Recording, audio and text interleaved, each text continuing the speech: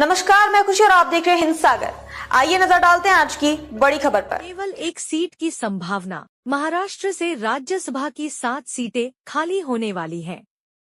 इन सीटों में से 2 कांग्रेस के पास हैं, एक शिवसेना यूबीटी के पास और एक शरद पवार के पास है।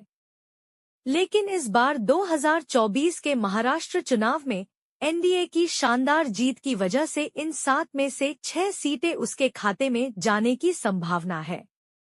ऐसे में विपक्ष के लिए केवल एक सीट बचती है। दिल्ली आएंगे उद्धव। एनडीटीवी की रिपोर्ट के मुताबिक शिवसेना यूबीटी नेता उद्धव ठाकरे कांग्रेस आलाकमान के साथ चर्चा करने के लिए दिल्ली जाने की योजना बना रहे हैं।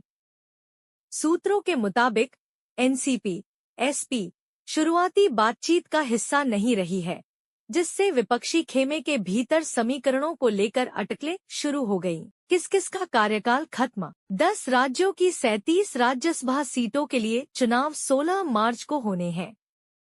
इस साल महाराष्ट्र से जिन राज्यसभा सांसदों का कार्यकाल पूरा होने हैं, उनमें एनसीपी एसपी प्रमुख शरद पवार, शिवसेना यूबीटी की प्रियंका चतुर्वेदी, कांग्रेस की डॉक्टर फौजिया तहसीन अहमद खान और रजनी अशोकराव पाटिल शामिल हैं।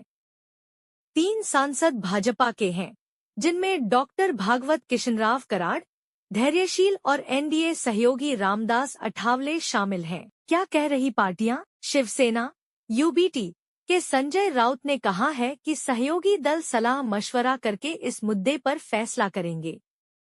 इससे पहले उद्धव ठाकरे के बेटे आदित्य ठाकरे ने कहा था कि विधानसभा में विधायकों संख्या के आधार पर शिवसेना यूबीटी को राज्यसभा सीट मिलनी चाहिए।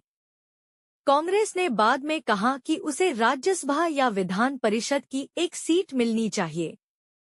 हालांकि राउत ने गठबंधन में दरार की खबरों को खारिज किया। विधान परिषद चुनाव पर भी हलचल। महाराष्ट्र की 7 राज्यसभा सीटों के अलावा विधान परिषद की 9 सीटें भी खाली होने वाली हैं।